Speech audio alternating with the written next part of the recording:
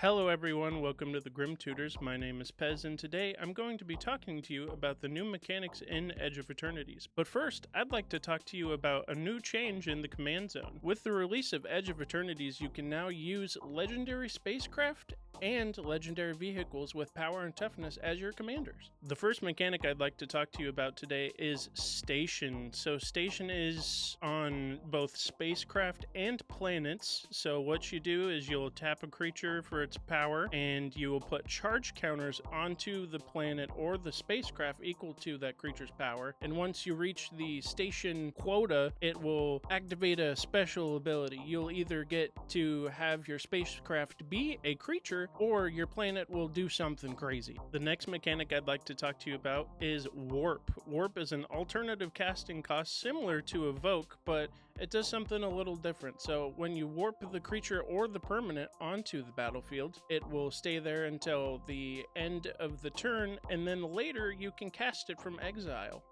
That's pretty neat. Next up on the list, we have Void. Void is very similar to Revolt from 8th Revolt, but with the addition to it also counts when you warp something onto the battlefield. So when a non-land permanent leaves any side, or if you warp something into play, you get an additional effect, which is Void. Void can be found on both instants and sorceries and permanents.